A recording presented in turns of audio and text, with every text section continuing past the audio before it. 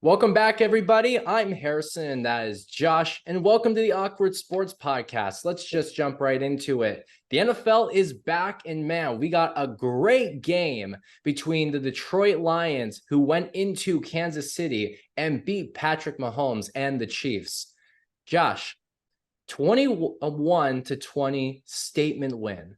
I don't even think it matters. Well, obviously, let me rephrase that. It does matter there was no Travis Kelce, but I still think the Lions need a little bit more credit than what they might have gotten at the immediate aftermath of the game.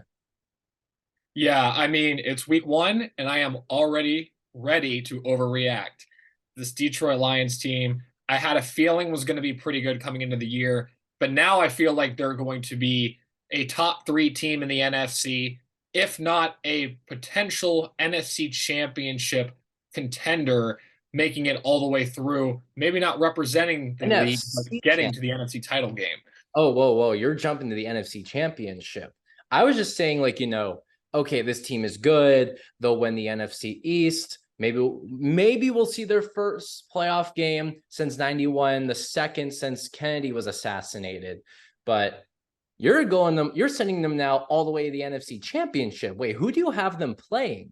So, yeah, I think they'll win the NFC North, and I think they'll play possibly. Obviously, injuries always play a factor, right? We've just talked about it with Kelce not being available last night. So things can always change. But who's to say that the Detroit Lions can't play the Philadelphia Eagles in the NFC title game? Would Detroit be hosting? Probably not. It would probably be Lincoln Financial Field. And again, this is assuming Philadelphia is still fully healthy. I think obviously Super Bowl hangover is real. Um, so there could also be a little bit of regression there from Philly, but Detroit, I mean, the NFC is so wide open. I mean, you can make a case for a lot of these teams that didn't make the playoffs. A lot of people are kind of high on the Atlanta Falcons. They got a lot of young talented players on that offense. But I think Detroit, as we saw last night, the defense is a lot better than I think I gave them credit for. We talk about Ben Johnson, the rising star offensive coordinator that's there, and what he's been able to do with players such as Amon-Ra St. Brown. Josh Reynolds had a big game last night. But if you look at that defense, I mean, they've been drafting really well. I mean, especially this year. Jack Campbell, linebacker, he really showed up. He made this really big play in the second half. I mean, Mahomes had this shot downfield to an uncovered receiver. Campbell was able to turn around and bat it down. Then you have Brian Branch, who got a gift off of My Tony's God. hands And that's for a pick six. And that's the thing too. And Brian Branch, 50-yard pick six, takes it to the house in his NFL debut. Let's just give him a quick shout out for that. Second round pick, 45th overall out of Alabama. First team All Pro, national champion. Absolutely makes a big statement in his first game. And can you imagine having him as a safety is going to be huge, and especially since it's turning out that that leg injury that they were worried about, that's just cramps. So you'll probably see him again next week. Everything's looking great. And Aiden Hutchinson, absolutely in Mahomes' face, what felt like every other snap that the Chiefs had the ball. They never sacked Mahomes. He's unsackable unless you're dealing with, I don't know, the Bucks in the Super Bowl. But besides that, still just getting in his face, just holding him to 53% of his passes completed, only 2 touchdowns. The one pick should never have been a pick. And that's where the Brian Branch pick six comes from. Just Kadarius Toney absolutely dropped the ball. No pun intended there. But yeah, no, it's a statement. Hey, can we just talk about It definitely Kadarius is. Toney? It definitely is. It definitely is a statement for sure. And if you look at and you think about what happened last night, right? And I was going to get, and of course, there's just so many players to talk about. Hutchinson in year two, he looks like a star in the making. And he had Jawan Taylor, I mean, pretty much jumping every snap, getting an early start, which, a lot of people talked about. Should that have been called? Should that not have been called? It was very obscure and Hutchinson, obviously getting in the backfield and going after Mahomes. And you touched on it, Harrison. One of the reasons why Mahomes is pretty much unsackable is just because he can do things that quarterbacks can't do. I mean, he just he can be under duress, three rushers attacking him, and he will find a way with his unique arm angles to be able to throw these passes that nobody else can throw and get out of it in any possible way. And that's the only reason why he's pretty much unsackable because of those incredible traits. Still, that defensive line affected him enough where they weren't able to move the chains as much as they wanted to. I know it's week one, but I also do feel like, let's flip it to the Chiefs here for a second, right? Obviously, not having Travis Kelce mattered. Having a tight end is very important to winning in football. Just ask the Buccaneers, right? Gronk retires. Brady in his third year in Tampa without Gronk, it was an absolute disaster compared to the 2 seasons beforehand. And then obviously Chris Jones holding out on the defensive side. The Chiefs defense played pretty well, but you probably missed Chris Jones on that last play when they get the first down and then they're able to run out the clock. So those are two big players the Chiefs were missing last night. Still credit to the Lions for going on the road and winning that game. But I would love to see these two teams play again, both teams at full health, because I think it would be just as fun, if not more so. Now, let's say they get Kelce. They will get Kelce back eventually. I don't want to say let's just say they are. With Kelce, do you see this as a rematch in the biggest game of the season? Which by that I mean the Super Bowl. Man, I mean, it's so early to tell, right? And I mean, like I said, I've already said that Detroit could make it to the NFC title game.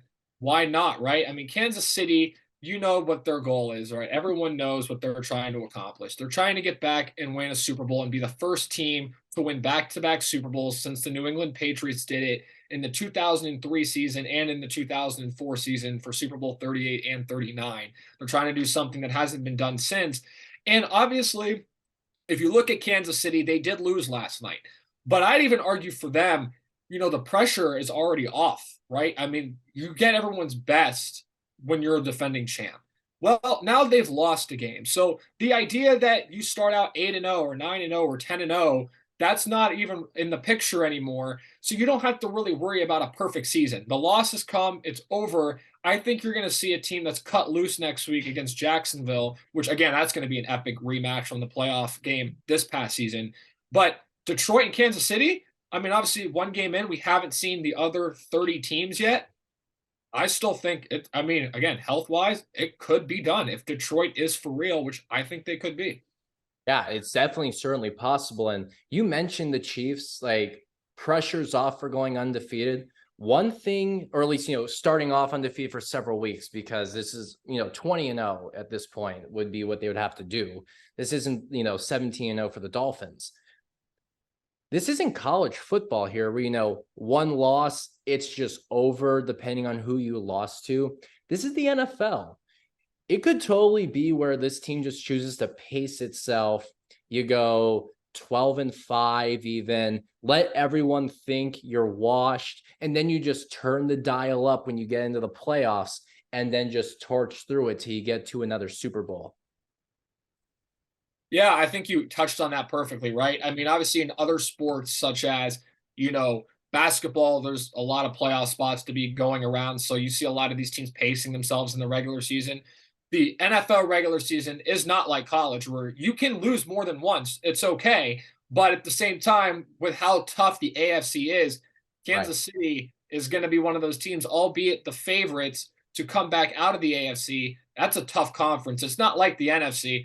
Each loss, even though one loss isn't the end of the world, you know that you kind of feel like they got to get a win in week two because being back 0-2 in the conference Yeah. that they're in is going to be an uphill climb the rest of the way. Well, yeah, I mean, 0-2, you start to look and say, okay, something isn't right here. I was just saying, 5 losses sprinkled across a 17-game season. I still had them at a win total where you can still win the division, get a good seed. I'm not saying they're scraping by at 9-8, but I do see your point though. When you're in a division that's as tough as the AFC, you have Josh Allen in Buffalo, you have Joe Burrow in Cincinnati, you now have Aaron Rodgers with the Jets, who only have to add a couple of wins to become a playoff threat. They went 7-10 last year. You had 2-3 games, you get to 9-8, 10-7, and boom, they're like the 5th wild card spot. and then they're just going in. No, you can't let your guard down. And if you're 0-2, it's not going to be a good look at all, especially with just when you're in first place, you're always going to get a tougher schedule too. You're playing the division winners from last year as well, and none of them are just falling off. So you make a really good point there. Yeah, absolutely. I mean, you talk about it, right? You win, you get the tougher schedule. You look at Kansas City, you look at what they're able to do. Obviously, credit to Detroit. They showed up. Dan Campbell, they've been putting a lot of work in these past 3 years. Obviously, a lot of losing, but you look at what they've kind of built now. You start looking around that roster, and after you see them get that win, you start looking at who they have, right? You're like, wait a minute. Well, they have Penei Sewell on the offensive line. Well, Jared Goff, although gets a lot of hate, has not lost to Patrick Mahomes yet, and may not be a Points. quarterback that would fit in every system, but he certainly fits in this system. And he certainly did a pretty good job in McVay's system because he got to a Super Bowl. So he might be a little bit better than people give him credit for. And then you look at the running back core that they have there. Yeah, they lose Jamal Williams, but didn't seem like they lost a step with bringing in David Montgomery and Jahmyr Gibbs. No Swift, no Williams, but they replaced him with two other guys. And these two other players, one being a proven vet in David Montgomery, another being a rookie out of Alabama, Jahmyr Gibbs, they filled in the role really well. They've built that offensive line. And let's not forget this. They get Jameson Williams back week 7. He is suspended right now for the first 6 games of the season. But that's another first-round pick and a playmaker you can put opposite of Amon-Ra St. Brown, and now you're looking at a potentially like much more dangerous offense than maybe we gave them credit for coming into the season. Yeah, for sure. And if you had to give the Lions a record, just like if you're predicting now, since they've won the first game, last year they went 9-8. Tell me right now what you think they'll finish with. Right. So, I mean, you look at their division, right? They play Green Bay, they play Chicago twice. They also play Minnesota twice. And obviously, a lot of people I like Green Bay a lot more than what some other people do. I do think those division games are tougher. I think they'll take one from each of those teams. But at the end of the day, I think they'll do really well outside the division because, again, you touched on it earlier with Kansas City. You know, they won last year. They drew a tougher schedule. They drew a tougher schedule than maybe some of the other teams did. Detroit didn't win their division last year. Detroit's going to have a more friendly out of conference schedule. And I think that Detroit could win 11, 12 games this year. I think if they are healthy and, they are able to continue to replicate this, I think they're going to hit their stride even more as the season goes and they're more comfortable. Again, that's a tough, even though without Kelce and now Chris Jones in Kansas City, you went to one of the toughest places to play. I don't know how many places Detroit's going the rest of the year that's as hard to play in as Arrowhead Stadium. And they were able to show up and win that game. So, yeah, I could see 11 or 12 wins from this team.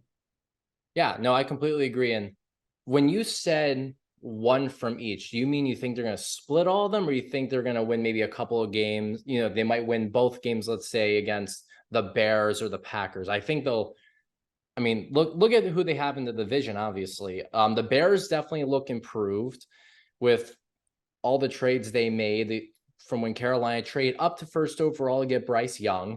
You have the Packers, where I know you're bigger on them. We just don't know what we're going to get out of them yet. So I will probably just go with the split here and say, home field advantage absolutely matters for Green Bay every single time. I know it will be the end of September, but let's just roll with that. You have the Vikings, which they were good last year, but they could suddenly be 8-9 this year with the type of team they have. They host the Raiders. I guess that's a bit of a wild card too. The Ravens in Baltimore. I would probably give that one to the Ravens I almost said San Diego, at Los Angeles against the Chargers. Herbert, I don't know. So what do you see win-loss for Detroit? I'm going to go, let's see, at Dallas. I'm just going through the schedule here as we talk about it, just so I can make a full evaluation. If they beat Seattle next week, if they can get that payback and start off 2-0, I do think they can get to about 11-6.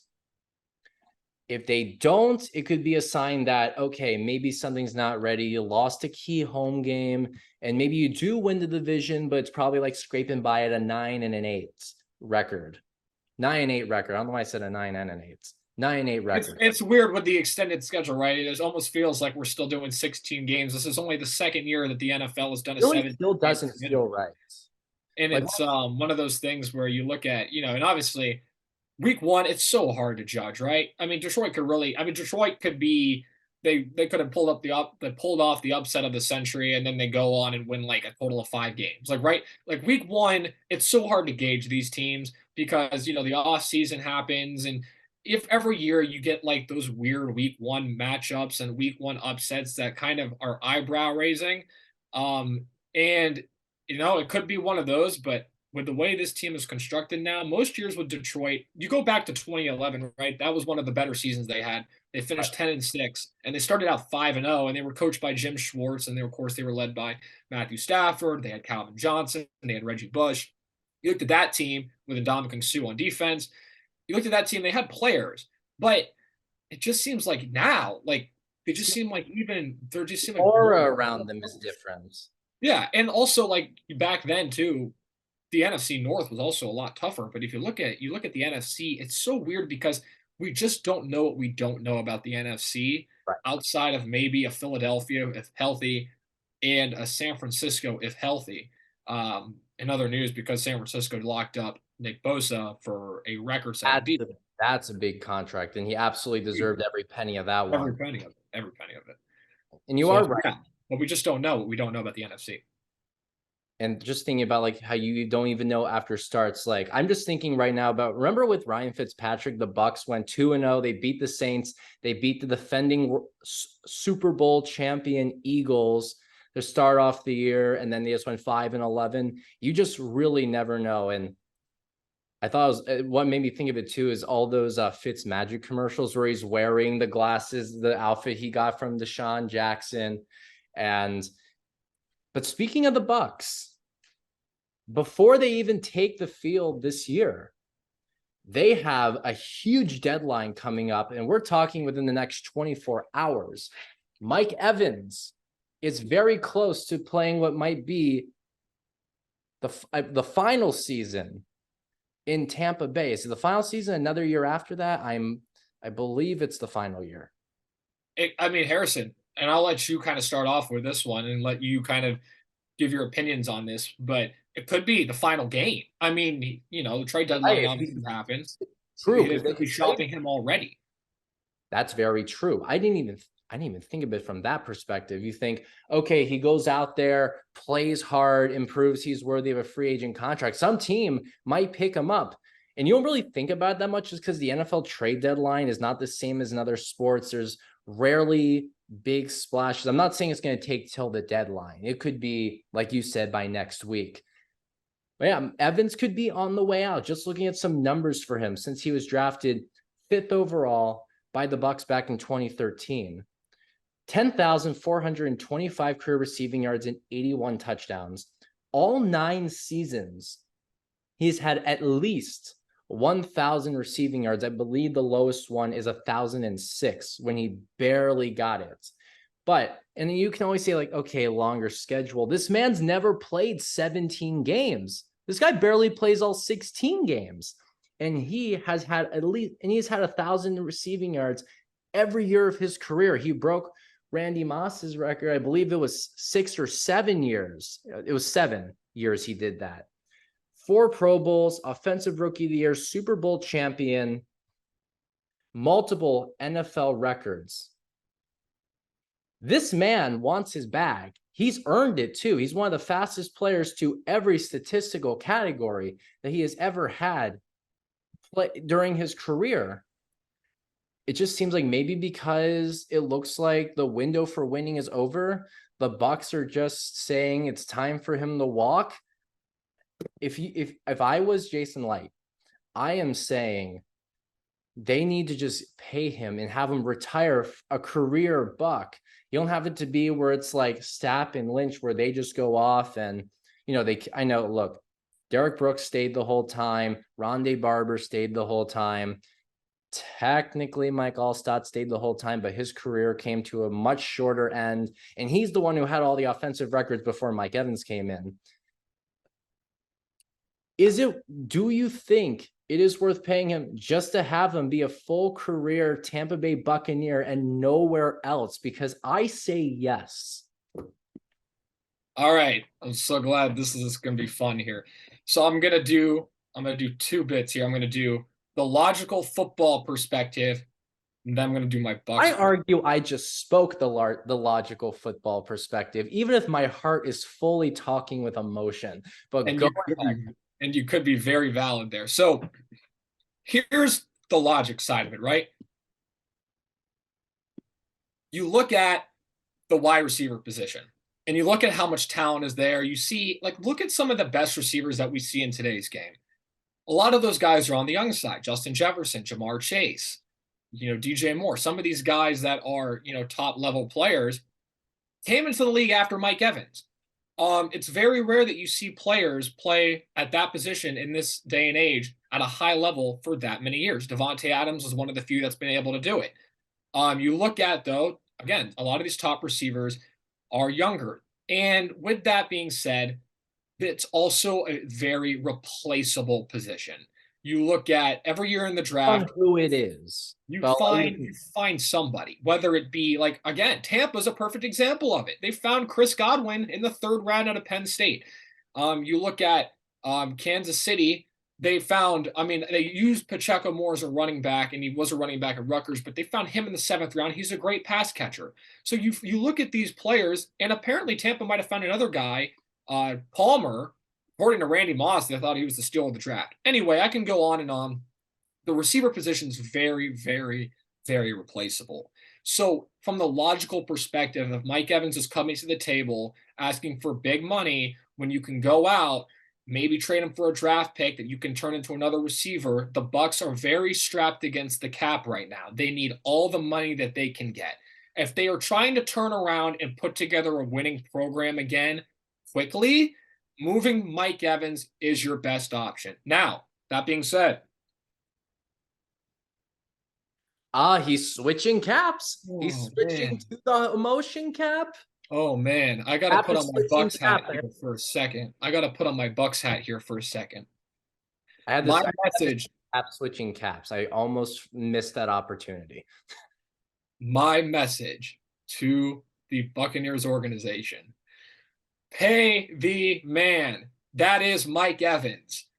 I don't want to see Mike Evans wearing another uniform for the rest of his career.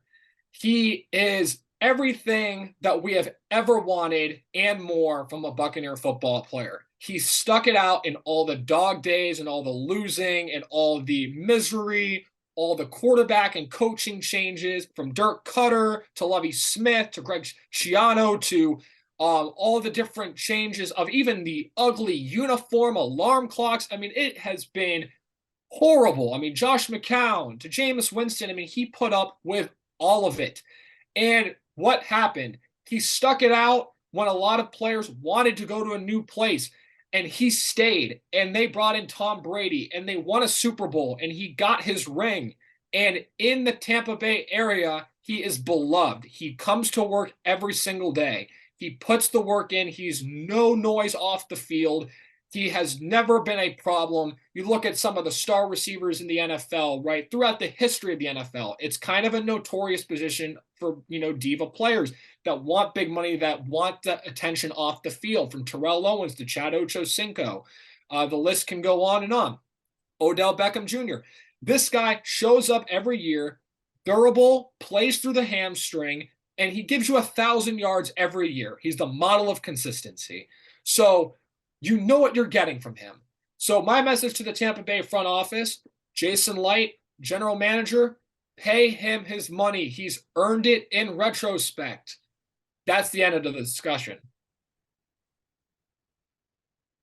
That was absolutely beautiful. And even on top of that, you make a lot of good points, even just from the logical side. And for those listening through Spotify, he has taken off the Bucs hat and put back on whatever hat he's wearing. It doesn't matter if you can't see it. It's not that relevant. He switched the cap, so you got to point out that he put it back. Yeah. You mentioned wide receivers are replaceable. This is true. You can make the argument in Kansas City where Tyreek Hill went to Miami and they won a Super Bowl the very next year. But I think Mike Evans is still a bit different.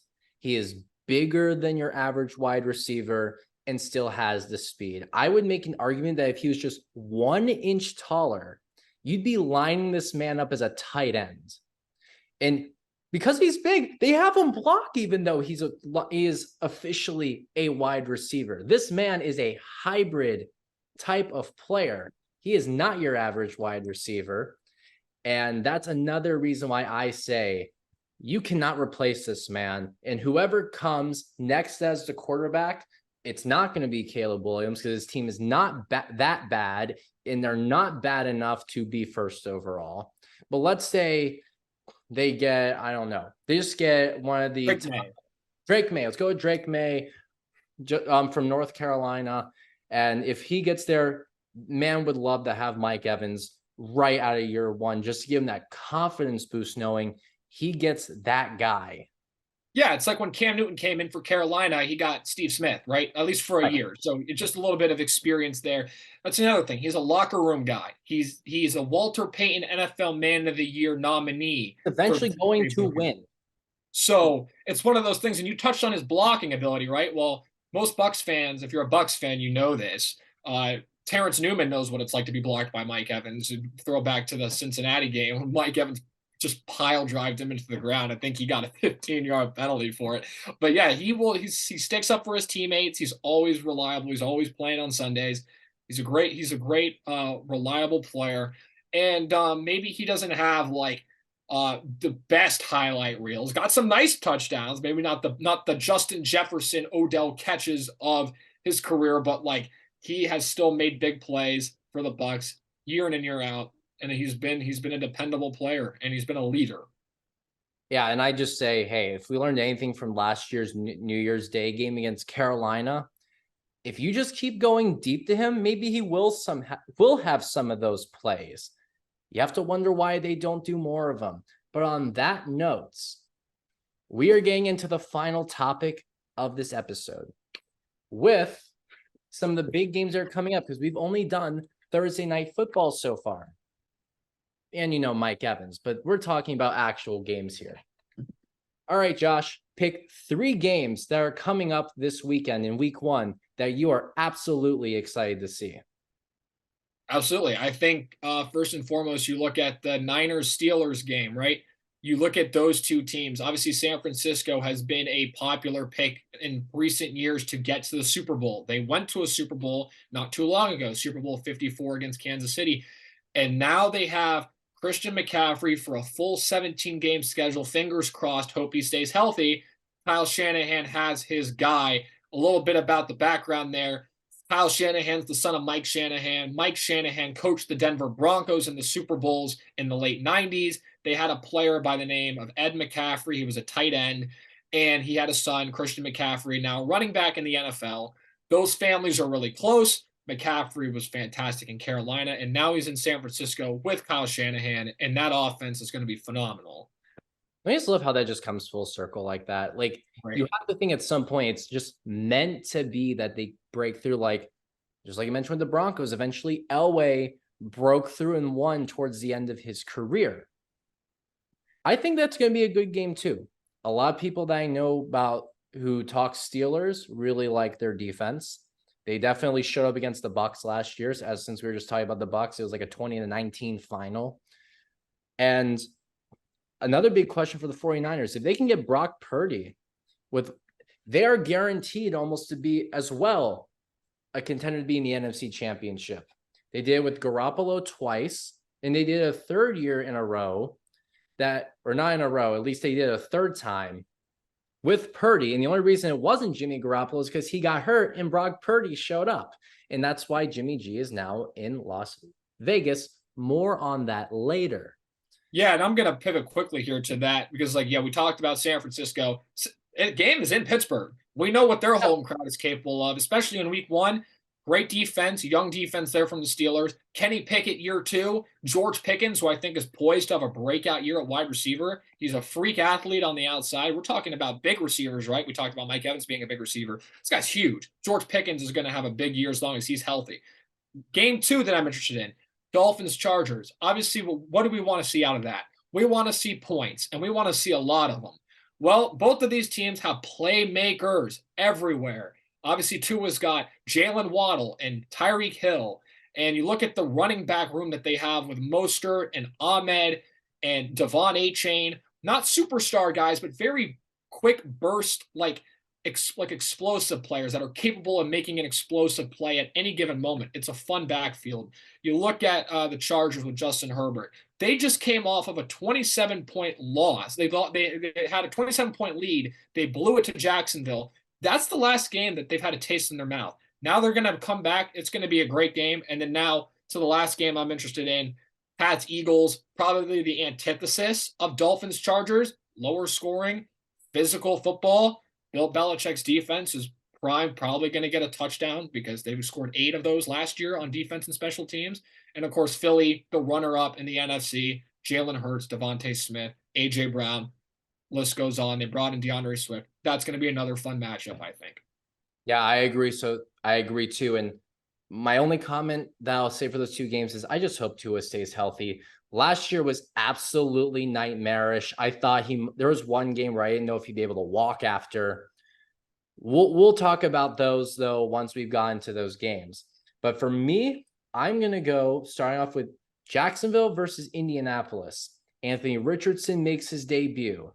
We saw what the potential we saw at Florida. We didn't see the full thing, but we saw what could come of him if he can develop more. Jax is coming off a big year last year. And then lastly, Calvin Ridley is back after missing a season. So I'd like to see what Trevor Lawrence can do when he gets that added major weapon. That was huge for Matt Ryan over in Atlanta. I'm going to go second game, Buffalo versus the Jets.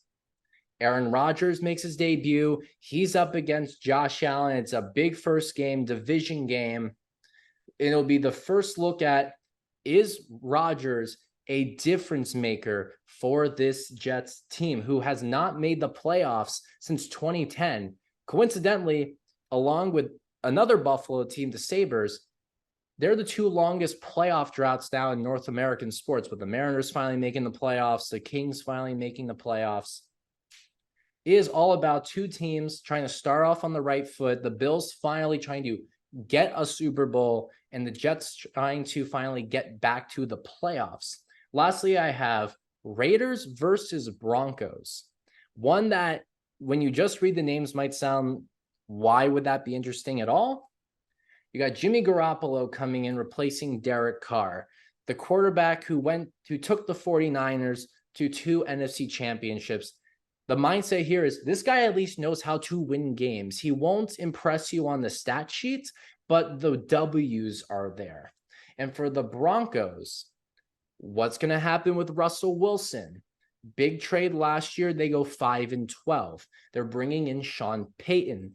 And if you've heard all the commentary that's been said, stop kissing babies, whatever, that's at least showing that Sean Payton's still up to his usual business. But will it mesh well with Russell Wilson and at least show some improvement going forward for Denver? We'll have to find out. Absolutely. I think those are fantastic games. You can never go wrong with a divisional game like the Jets and the Bills. They're going to play twice. Aaron Rodgers, Josh Allen, it's going to be fun. It's going to be a great game. Obviously, the Jets have been a very hyped team. A lot of people are comparing Aaron Rodgers to the Jets as Brady to the Bucks. I don't see it, but some people are. It's going to be a high expectation season, a tough schedule. That's a great game. Obviously, Sean Payton is trying to whip that Denver team into shape. We know they have talent there. We know they've had proven players that have made big-time plays and big-time accomplishments, a Super Bowl winning quarterback in Russell Wilson. So, yeah, it's going to be an overall fun week 1. Yeah, and we've seen a trend over the last few years. You originally saw with Montana with the Chiefs in the 90s, but since Payton did it, is almost 10 years ago now, you're starting to see a trend where a bunch of quarterbacks that know how to win and have won are just trying to get that last dance on another team that just needs that quarterback. And I look forward to seeing if this trend continues and continues to be successful. Manning won, Brady won. Can Rodgers win? Can Russ maybe do something? We'll see. But that will do it for this episode of the Awkward Sports Podcast. I'm Harrison. That's Josh. We thank you for listening. Make sure to like and subscribe. Check out our podcast again on Spotify if you ever just want to listen. Follow us on social media, and we will see you next time. Hey, thanks for watching this latest episode. If you enjoyed it, make sure to hit like and subscribe and stay up to date on what's going on with Awkward Sports Media. See you next time.